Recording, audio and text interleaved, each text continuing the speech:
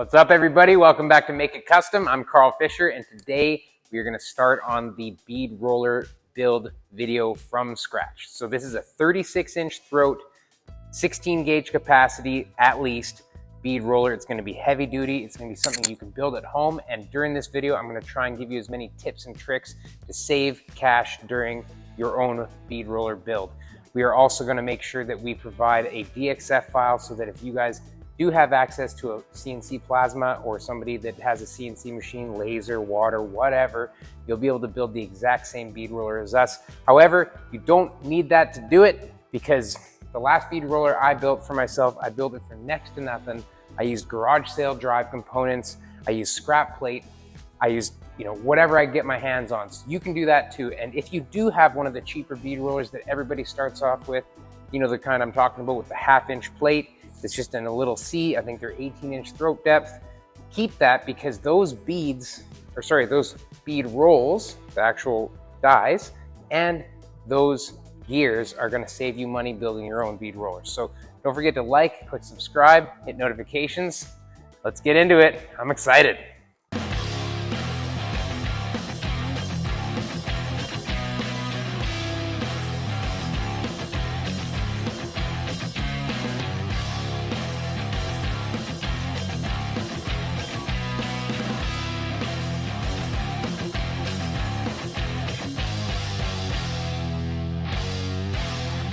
All right, so Elio's on his way over right now. We are gonna have a look at my bead roller, just kind of assess the situation, see if there's any improvements we can make, measure it all up, make a good drawing as far as what our design is gonna be. We're gonna go from there, start figuring out what we need as far as components, bearings, that sort of thing. Elio's gonna cut out some plate on his machine. He has a fast cut CNC 4x8 table that is a little bit more accurate than mine.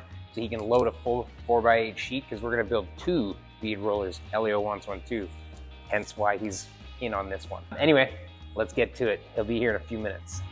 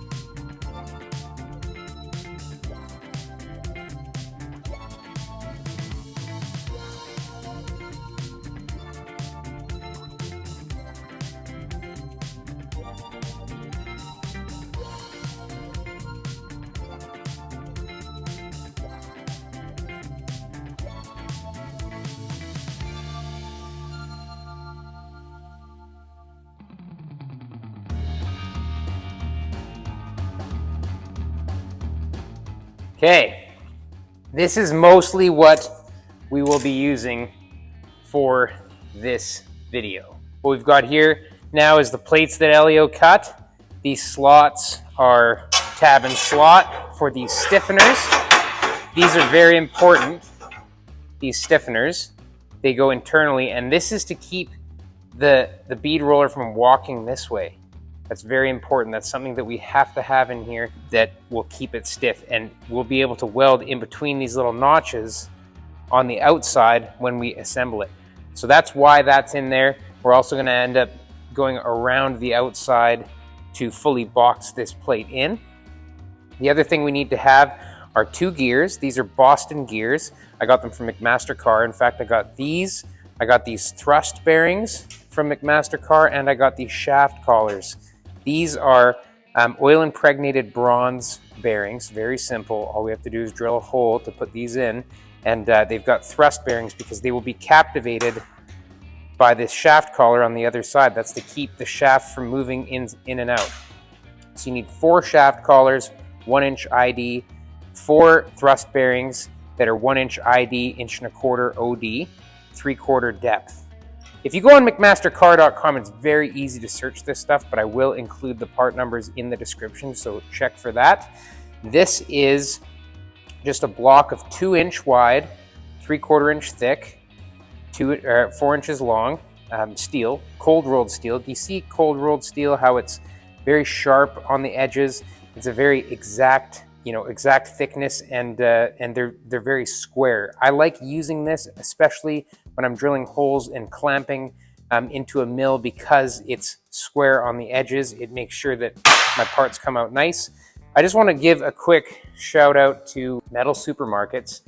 This is not paid. I just really like those guys because I've been going to them since the beginning of time, and they cut all metal to size, and they're very accurate. I don't want to sit here, and buy more metal than I need so that I can clamp it in my vise on my bandsaw. Like I'd have to buy an extra chunk, and I don't use this material often. So I just asked them, can you cut me a piece at 4 inches and 2 at 2 inches? And they say, sure, no problem. So that's what they did. This material here is just for a stand. That's actually the material for both stands for the bead roller. We've got these holes in here. Elio and I have put those in as a mount. This is just a universal kind of couple of holes so that I can build off of this to make a stand for the roller. 2 shafts. These are 1-inch cold rolled shafts. Very easy to find anywhere. McMaster-Carr, you can order them from them as well. If you do go through McMaster-Carr and buy all this stuff, like we did, it is going to cost you some bucks. This is the Eastwood bead roller drive system. Not sponsored by them or anything. It just seemed like a pretty good deal when they were on sale. I bought a couple. Elio and I both have them now. Comes with the foot pedal, comes with forward and reverse switch, speed control. I've talked to guys that have used these on their bead rollers, and they say that they are plenty powerful enough. So I'm excited to give that a try. Try and catch them when they're on sale, I guess, if you want to save a few bucks. This is 1/4 inch plate that everything's cut out of. So we've got 1-inch shafts, 1/4 inch plate, 1/4 inch plate stiffeners, 1/4 inch plate that's going to box the outside. These pieces here are for the bearings. We're going to drill holes and put these bearings inside here. That's what they're going to ride on. So basically this one is going to be a double. It's going to have 2 holes in it, and it's going to go right at the back here, and that's going to have both our shafts going through, and then it will basically be bearing, then I guess we didn't even need the shaft collar because we could just put these directly on there to captivate it, but these will be on the other side, and then there'll be a little bit of stick out on one of them to go to this coupler, which is inch on one side, and then whatever the size shaft on this is on the other side. So this is going to hang off the back. That's basically how it's going to work. So now what I'm going to do is just get these pieces prepped. Elio's on his way here again. So what we're going to do tonight is just machine the shafts themselves. We're going to try and get these all done. You could just use, and I'm just going to tell you right now, I'm going to use a boring bar to get this, almost press fit perfect. I'm not much of a machinist, but you don't need to be a machinist to put these in. If there's a tiny bit of slop in there, it's not a big deal. You know, like you don't need a milling machine and boring bars to drill this hole and make that piece. On my last one, I just used an 1¼ inch drill bit, and there's a tiny bit of slop, so I ended up just putting a couple of hole punches on the outside. I know it's not really what machinists do, but it worked fine. You know, you got to think about the application. This thing is a slow turning machine that isn't going to be like a sawmill or something that's going to be running 24 hours a day, that kind of thing. I used my other bead roller for years and years and years, and it's totally fine. So you can drill this hole. There can be slop. It's not a big deal. What I did to take up some of the slop is I just kind of hole punched a couple spots on here to give a little bit of grip and used some green Loctite, and I just slipped them in there and it was fine.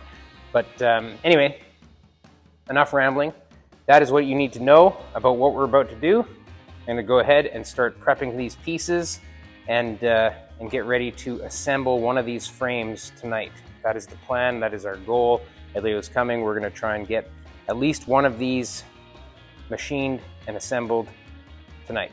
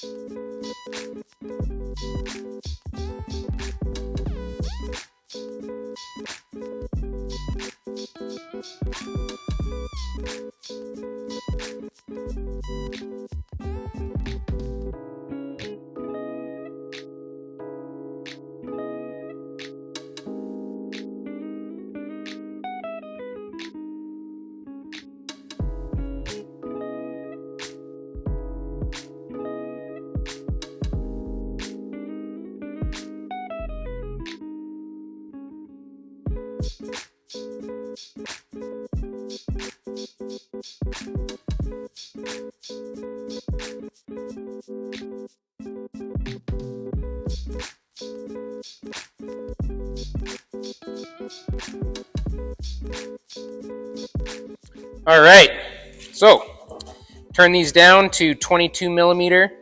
They are 1.5 inches deep, 22 mil wide, which is just shy of 7/8 of an inch. This is 1 inch cold rolled steel. You used cold rolled because cold rolled does not have mill scale on it. Hot rolled has mill scale. Cold rolled does not. It's a little bit more precise. It will be very smooth inside our bronze bushings. That's why we're using cold rolled. They are 4 feet long right now. They're not exactly to size. I will trim them and give you guys the measurements so that by the end of this video, you should be able to buy everything by the inch and have no waste. That's what I'm hoping, is that you'll be able to say, okay, these are 38.25 inches or whatever they're gonna be. Bronze bushing, 3/4 inch. This is cold rolled again. I like using cold rolled for this stuff. You'll see why, because anytime you're machining it, it's just much easier and everything's kind of a little bit more precise. Corners are sharper, things are more 90 degrees. I do have to drill these to 1 inch. I'll give you the part number for the ones that are actually 1 inch in the description. Mine, I bought them as 7/8 when I had a brain fart and was thinking that I was making everything 7/8 so that we would not have to do any machining. But we want the strength of the 1 inch shafts, so that's why we're not doing just 7/8 shafts, so that it already fits and we don't have to turn anything. I mean, by all means, go for it if you're not planning on doing anything very thick. Everything is welded up. It's looking good. I think next thing I'm going to do is build a stand for it. I would like to make up a bracket that holds on to the bottom of the machine and make up some legs and a bit of a stand so that that machine holds itself up. I'm going to show you guys the wheels I ordered. I just got these from Amazon. I'll also put the link in the description. I think these are great. They're plenty strong enough for the weight of the machine, and they were so cheap. It was like $38.99 for all 4 of them. Comes with hardware, and they are double locking, which means they have a brake on the wheel so the wheel doesn't roll. So that presses down there. And then they have a lock on the inside so that the wheels can't turn. And so that's why they're double locking. I'm gonna make up some flanges for that, just on the plasma. You guys can use flat bar and drill holes if you don't have a machine to cut them. Yeah, that's where I'm at. I'm also gonna quickly take a minute. I thought this is really cool. KBC Tools has talked to me about, because we've mentioned that we buy stuff from them, like deburring tools and other little things. And so they are giving you guys a 10% off code called Make It Kustom. All one word, all capital letters. So if you go to kbctools.com and you need anything, they've got all kinds of stuff. They have like carbide tool holders. They've got just everything that you can think of for machining and metalworking, right up to the machines you can get from them. So kbctools.com, 10% off if you use Make It Kustom, all one word, all capitals, as a discount code. But what I'm going to do next is just work on this stand and decide whether or not I'm going to weld this whole thing up and make it super smooth. I might do it. It kind of feels right.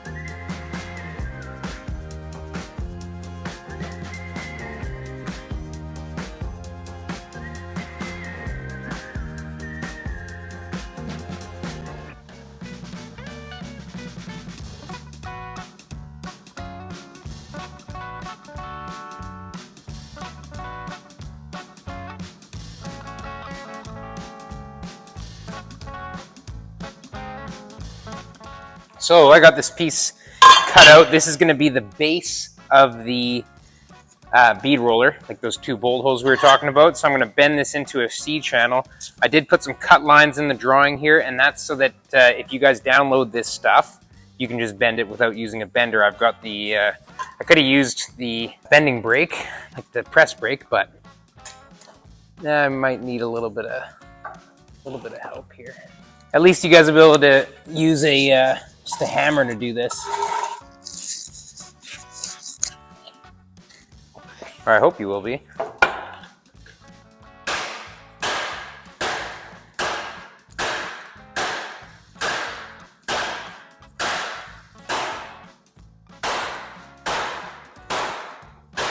Oh, beating up my 2x4 here. Maybe I could have made the cuts a little bit, maybe just a little bit longer so it doesn't take as much power to bend it, but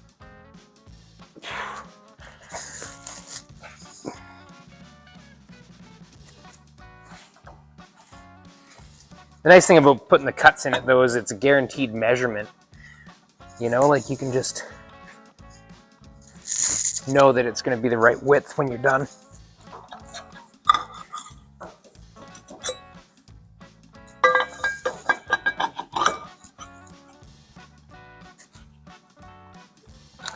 Now, how am I going to do that? I kind of want to use the big hammer. Hold on.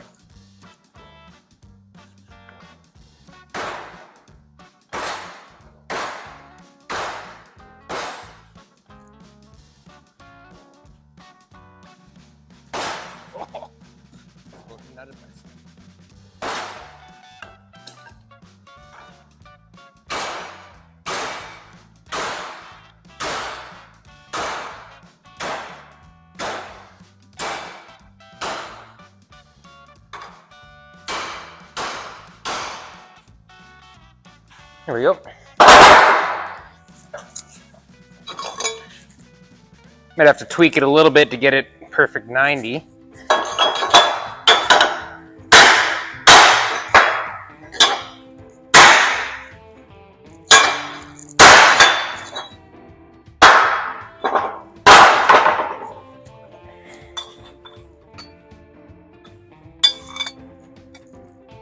That side's perfect.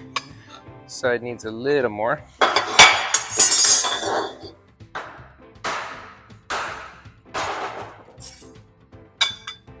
Oh, too much.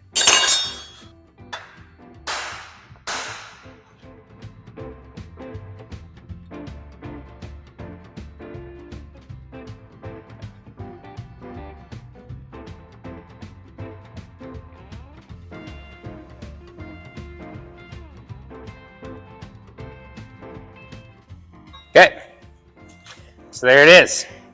Exactly the size we want. 2.5 inches. Bang on. Bang on. Okay, that was a good drawing.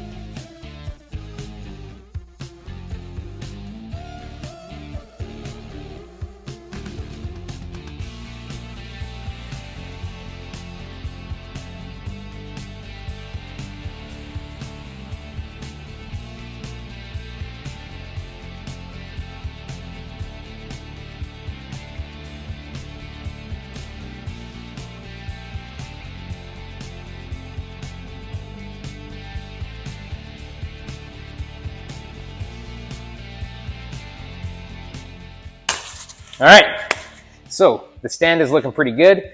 The measurements I chose are just kind of what I think is going to be stable.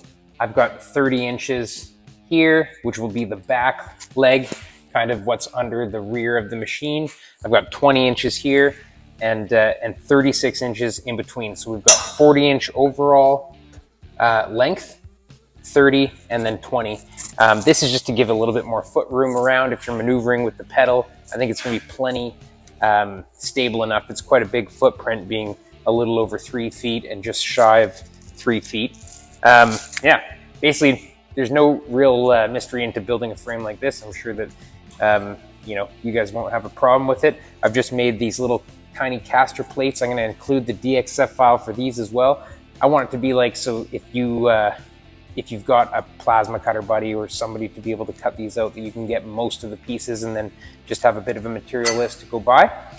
So like I said, one 30-inch piece, one 36-inch piece, one 20-inch piece, and then for me, the height of mine, I like it at the height that it's at, so I measured it off the bench. So my vertical piece that's going to go to the bracket that holds the machine, this piece is going to be 29 inches, and that's taking into account that this caster wheel plus this plate is about 4 inches for a total height of 34 inches here. That's what I'm going to set mine at.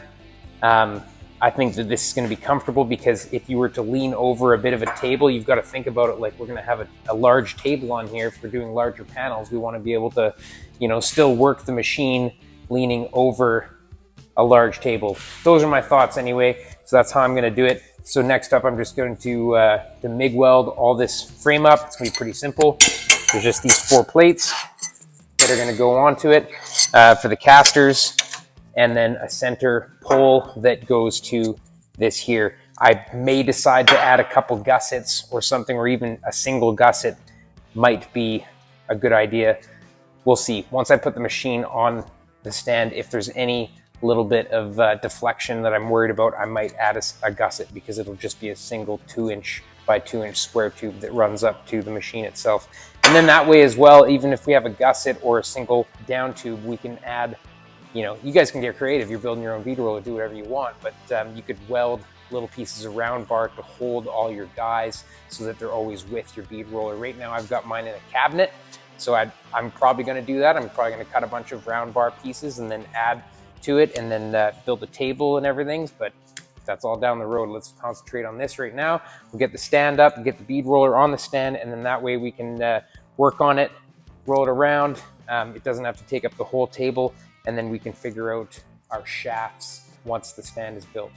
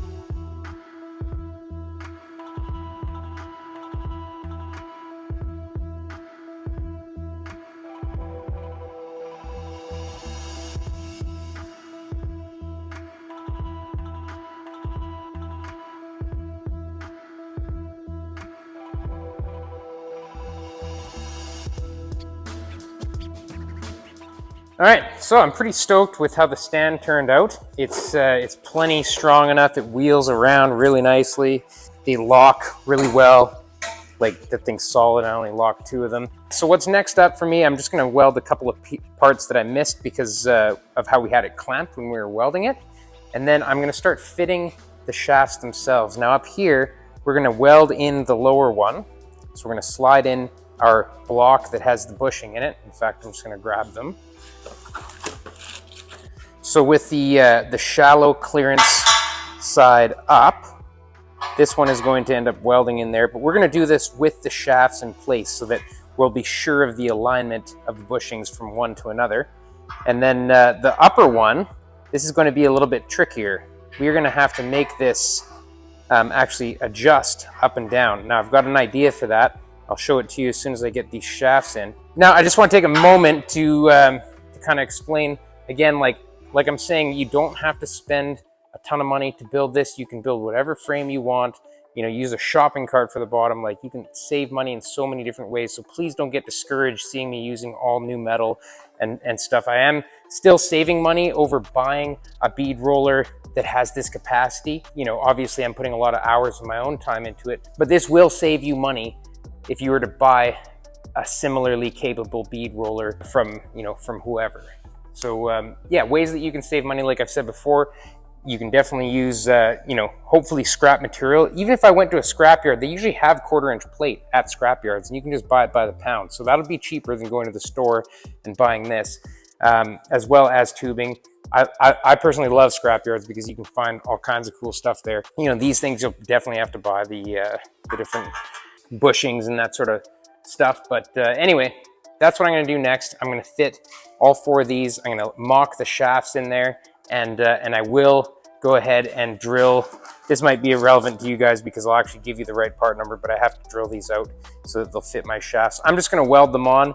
You can obviously get the ones from McMaster Car that have an actual keyway in them, and then you could buy keyed shaft or machine a keyway in the shaft so that all this is serviceable. But for me, I don't think I'll ever have to take this apart, and I don't think that this will ever fail. I'm not worried about just welding these on. I don't really see much of a point of spending the extra money or having them be removable because I don't think that we'll ever need to remove them. And we could certainly still remove the shaft by sliding it out the back, so it's not going to be an issue at all. So yeah, that's what I'm going to start working on. Get the shafts in and mocked up, and then we are going to work on, once the shafts are in, a way to adjust it up and down in the front, and then a motor bracket. But all in all, she's getting there, looking like a bead roller.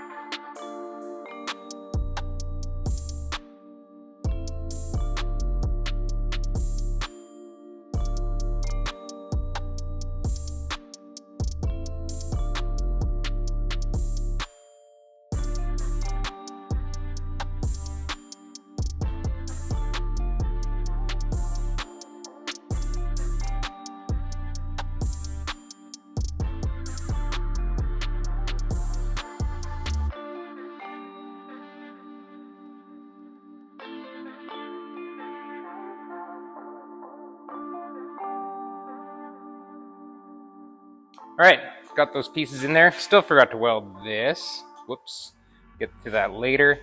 These pieces are drilled out to the 1 inch. The gears mesh nicely. They're gonna be good. One thing I'll say is that this itself is not super structural. And if you don't want to press these bearings back out, you'll have to make sure that you don't put too much heat in here when you're welding. I, for one, I think I'm just gonna do some hot tacks around it, and I think that'll be enough. Same thing up here. You don't want to do too much welding on it just to cook that bearing. You could always just pull it out. I mean, we could easily just pull that bearing out with the bearing puller and be fine. But that's where that bottom one's gonna line up, right near the top there. And this one will have its kind of free range of motion. Now, what I'm thinking for the top here, I've been thinking about it for a while, and it's similar to what I did on my last one. So I'm gonna use this 1/2 inch bolt. It's got a tapered head on it, and basically it's going to go, I'm just gonna pull this out a little bit so you can see. It's gonna kind of go on top there, and there's gonna be a threaded nut here. So it'll stick right through and we'll be able to lift and lower. Now, what is going to captivate this to be able to lift it up? Well, there's 2 schools of thought here. I've seen guys where they actually put a spring that lifts on this so that this itself just pushes down. You just weld a nut here and you just push down. That's one way to do it, by having the upper shaft spring loaded so that it always comes up and this just pushes down. Works for sure. Now, what I'm gonna do is I'm probably gonna grind down the edge of this a little bit, and then I'm going to machine basically a little cap for this. Something that has a taper, and the reason I chose a tapered bolt here is because I know that I have a tapered tool that is this same taper, like a countersink. So countersinks are whatever this degree is that you buy, as if you were going to countersink this into a piece of plate. So I know I have that tool, so I'm gonna use that. We're basically gonna make a cup that welds onto here that captivates this, and that way it will lift and lower, whoopsie, it will lift and lower this lower block here. That's my plan. The other thing that has to happen is that we'll have to weld inside here. Just inside here, we'll have to weld a piece of flat bar on each side, or a square bar or something that stops this plate from going in. Basically, this plate must just ride straight up and down and not be able to come out. We could also put one on the outside, but I don't think we need to, because we're gonna captivate the outside of this with a shaft collar. The gears at the back are gonna hold the shaft from coming out this way, but to hold the shaft from going in this way while we're using it, we're gonna use these shaft collars. They're just 1 inch inside diameter shaft collar. They're gonna go on here and grip the shaft on upper and lower. That's what's gonna keep it in. So next I'm gonna work on that. Just gonna machine a little piece for here, drill a hole up top, weld a nut. That way this will be able to adjust this upper block up and down. It's gonna make a lot more sense when you see me doing it. And then we're also going to weld in a little piece here that keeps this block from going inward. Also, I'm gonna do the welds that I said I was gonna do. Okay, before I get at it, I'm just gonna show you what I was thinking about. And this is a piece of DOM tubing that I had in the scrap. This is a 1 inch outside diameter, 240 wall DOM tube, which means that it has a just larger than 1/2 inch hole. So there's my 1/2 inch bolt. It fits inside of it. And because it's 1 inch diameter, I don't even think I have to grind this down. I think that I could, there is enough meat there where I could actually just countersink until this sinks past the outside, and then I could just cut it off, and that will be my cap. It should just weld on. Okay, that's what I'm thinking. It'll be easy for you guys to duplicate that, because you can buy this bolt, you can buy this size, and with a countersink, you don't even actually need a lathe or anything. You could actually make this just by countersinking with a drill press or a hand drill and a vise to allow this head to disappear in this metal, and then weld it on top of this piece, just like that.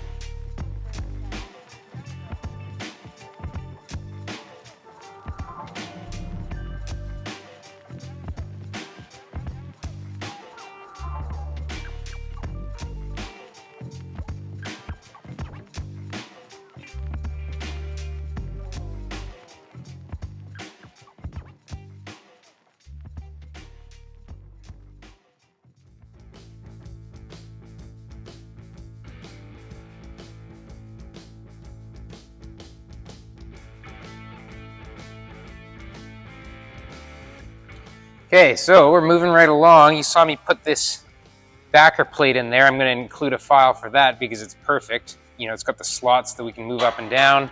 It's a flat surface that this can back onto. You saw we just made that little piece here. I think that's going to work perfect. It doesn't have a lot of play in it, but it's enough that it'll be able to go up and down. Just tacked it on. These bronze bushings, if they get heated up too much, they're going to lose their oil. These are oil impregnated bronze. So that's why I'm careful with these pieces, just to do short welds on them and cool. This is just me being lazy so I don't have to press out the bearings. But anyway, this will go in here. This will slide up and down using this 1/2-inch bolt that spins nicely. And then I've just got a 1/2-inch nut that I'm going to use. What I'm going to do with the nut is weld it to, well, I'm sure you guys already get the idea. Basically, I'm going to create a little slot in here so that the nut can sit on top of there, and I'm just going to weld the nut right to the top of this plate. That way I can weld a little handle to the top of this that can spin it to adjust this up and down.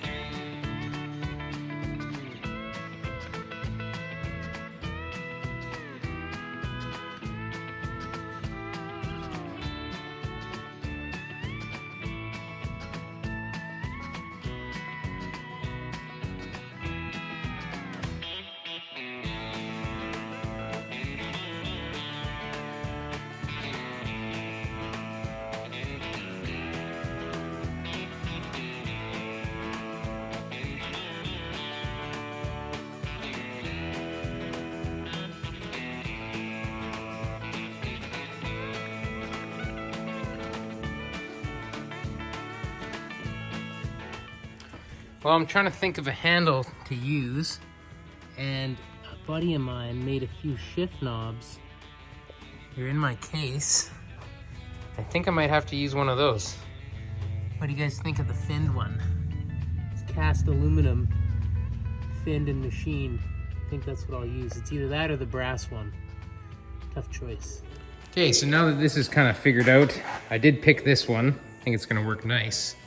We're gonna be able to make a little bar here, just a piece of flat bar, something to connect this to that. I'm just gonna use a bolt that kind of bottoms out in there so that it sort of spins here. I want this to be able to spin. So I'm just gonna kind of jam a bolt in there and make sure that there's enough space. Maybe I'll stack a couple washers or something to make sure that this actually turns once the bolt is tight. That's next, and then I just gotta tack weld this on. And then once our shaft collars are on here and our gears in the back are on, then these shafts cannot move in or out. Now they're fully captivated. We'll definitely want to use some never sees on the threads here and maybe keep a little bit of grease on these sliding points because it is just metal against metal. Same thing for in here, just add a couple of drops of oil. There's enough play in there that it'll go inside and just keep any of this from seizing up on us.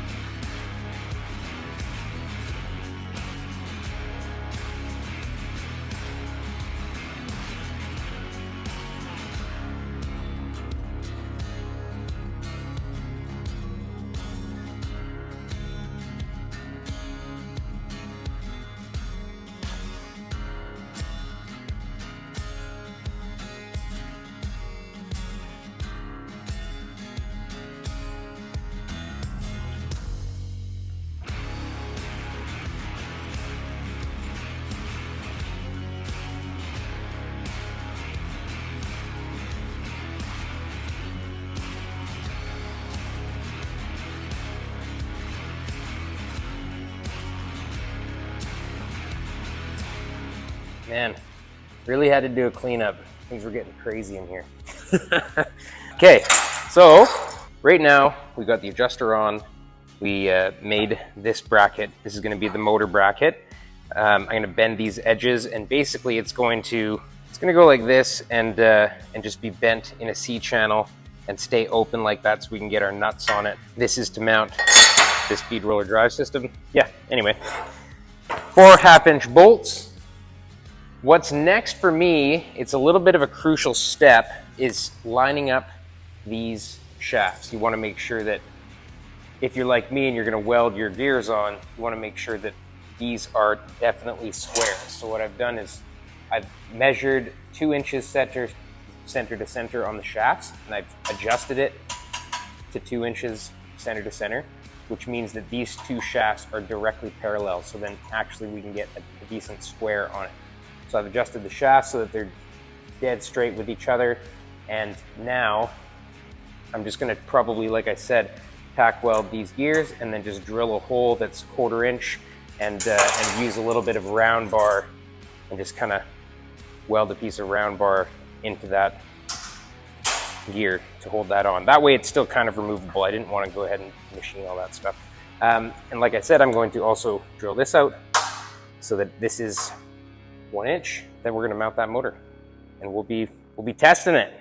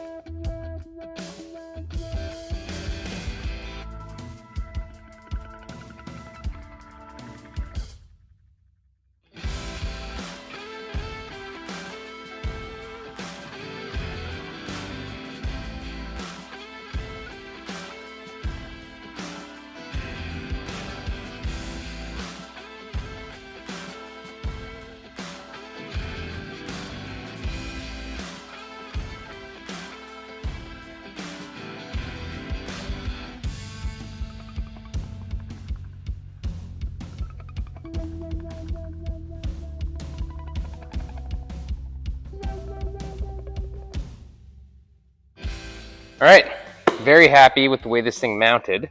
I did have to take a little bit off my bracket, but not much, like maybe 1/8 of an inch or so. It does have a little bit of adjustment, but you also should note that there is I'm not sure what this is called, like a vibration dampener or whatever. Basically, it's a rubber like insulator in between these two 3-tooth, I guess, cogs. So there is some forgiveness in here. If you're not like, you know, ridiculously perfect on alignment, that's okay. That's what that's for. It's totally fine. So I did throw a couple dies in here. We're gonna test it out right now. It works really nice. We can adjust speed. right down to a crawl. Keep in mind, this is a DC motor. Winch motors, like 12 volt DC motors, that's kind of what you want to use if you want to be able to control the speed really well.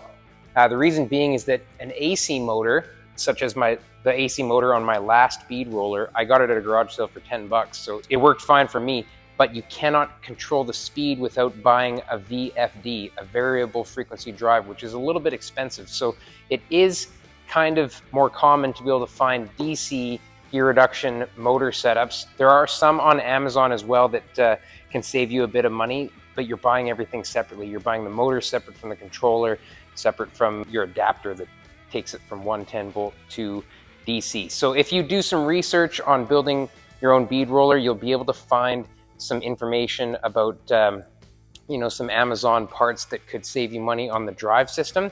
For me, I just thought that this kind of all came in a nice, neat little package, and I caught it when it was on sale. So I think it's gonna be good.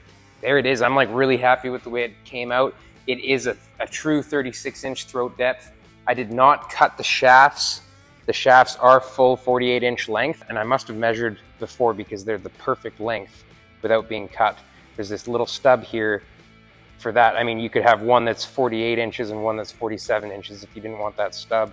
But other than that, that's the exact same. I drilled and put that 1/4-inch rod in there. You saw that. Basically, all that's left to do is test it. I mean, I've got a couple ideas of things to do in the future. Like I would like to make a table for it. I would like to, test it out and see if there's anything else that it needs. I know I was speaking before about putting a plate in here as a gusset. Maybe that's something to look into, but I don't think that it actually needs it because it's only going to help it really, deflection-wise, kind of left and right, like these two doing this. I think it's extremely strong. I'm going to try it right now on a piece of 16 gauge. This is just from the scrap pile, but this is thick stuff. This is 16 gauge cold rolled steel, and I'm going to put this 1/2-inch step in it. I might have to run it through a few times. We're going to see if she does it, because this is as thick as I'd ever put in a bead roller,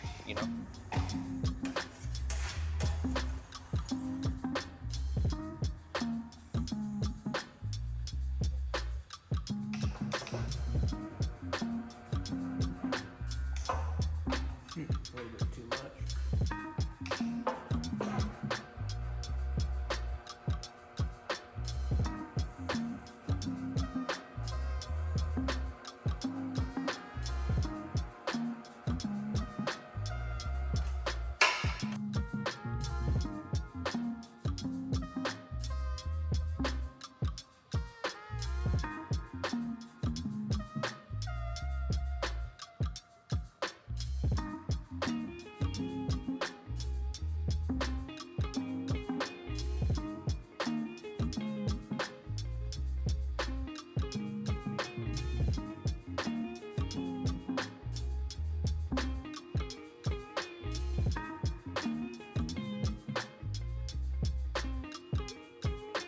Okay, so it did have a little bit of trouble in the beginning. I think I just had this a little bit too tight. I know that my last motor setup with the AC motor, it was so powerful, it was way overpowered, so it would have gone and just done that. I don't mind. I know it's 16 gauge, and we barely bead roll 16 gauge. I'm kind of just toying with the capacity of this thing. I think if it was 18 gauge, you wouldn't have to keep stepping it. But what I would like to try next is rollover dies.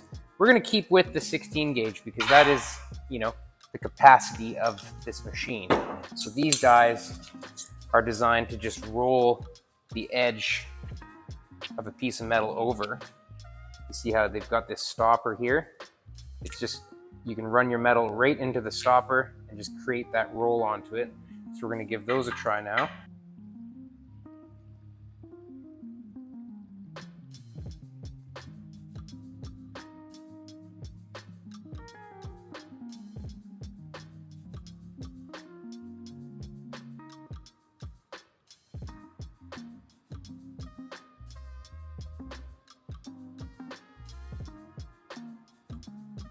Okay, let's give these a shot.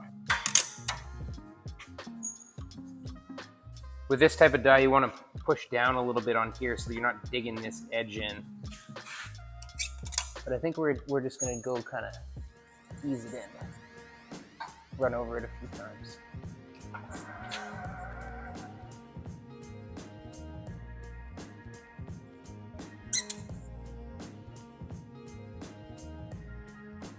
Oh yeah, it's working amazing.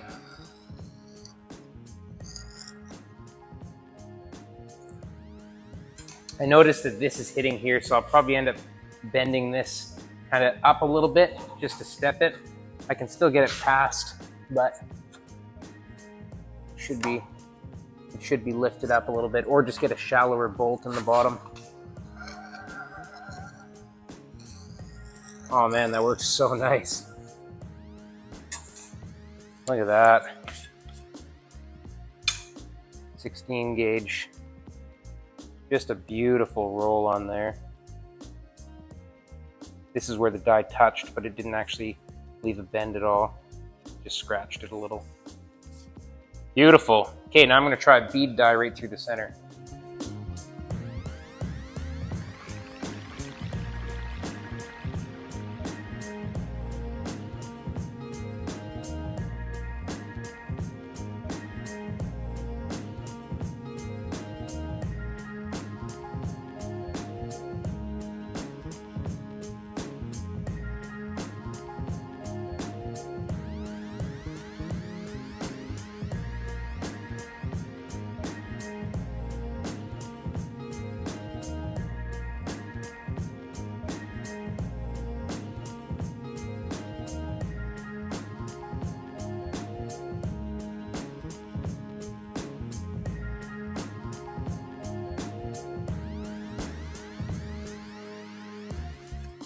Well, there you have it. It did struggle a little bit. Again, had it cranked a little bit too tight.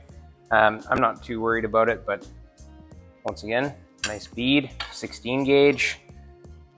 Overall, I'm really happy with it. I mean, it would be sweet if it was a little bit more powerful, because sometimes I get a little too aggressive with it. Oh, I guess I didn't tighten this one down enough. I mean, I think it's awesome. I don't think there's anything wrong with it at all. Like I said, if this was 18 gauge, it would have gone through like butter, but this stuff's some pretty thick stuff. Like I can't even bend it. Like it's solid. All right, well, that's it for the bead roller episode. I know it's the longest video yet. I hope you guys can get, some good ideas as far as building your own bead roller. Like I said, if we can help you guys make some of these machines so that you can more easily kind of gain access to that knowledge of using bead rollers or metal shaping equipment, that kind of thing, I think it's really cool. So hopefully some of you guys will actually build this thing and show me what you got. Tag me in it on Instagram or email it to me. I'd love to see what you guys come up with. I know a few of you have already made your own bead rollers based on the first video. I'm really happy with this machine. It could be a little bit more powerful for 16 gauge, but I don't do a lot of 16 gauge, so I think it's gonna be fine. Although multiple passes, it works just fine like I showed you. Proof is in the pudding. That's 16 gauge and it's fully bead rolled, so multiple passes. I think a lot of machines you might have to do multiple passes, but I wanna give a big shout out to Elio Pinoni, a good friend of mine. He's building his bead roller as well, kind of alongside this one.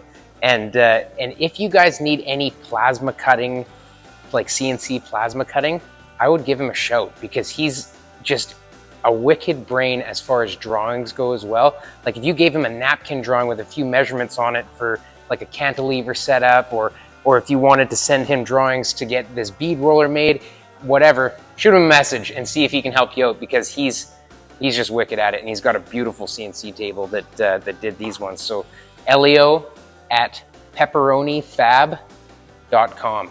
That's his email, exactly how it sounds, Elio at pepperonifab.com. So thanks a lot, buddy. I appreciate you working on this project with me, and I appreciate you all for watching.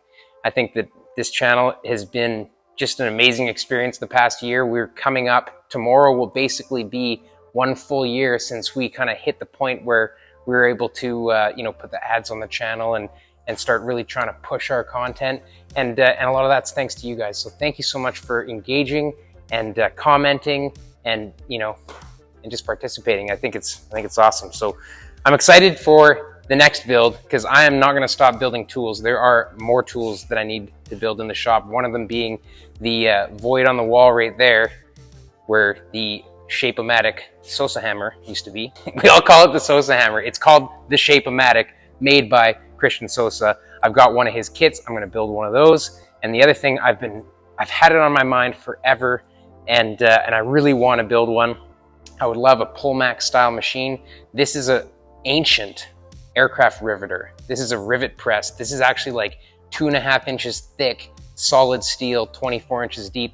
So I'm going to actually salvage that. I pretty much bought it for scrap, and I'm going to take the rivet head off of it. So if any of you guys need the rivet head for your machine for some reason somewhere, I've got that rivet head, but I'm going to turn it into a Pullmax style machine, which is a reciprocating hammer. If you want to check those out, look them up on Google. You'll go on a deep dive.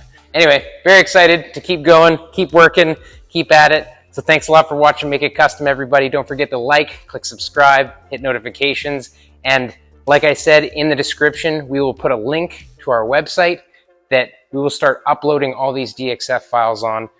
If they're not up immediately once this video airs, within a few days, we'll have all the DXF files on. We do want to kind of tweak a couple here and there, but everything that I've made on the CNC for this machine will be available for you for free download on our website, japhandskustoms.com. So thanks a lot, everybody. Once again, we'll see you next time.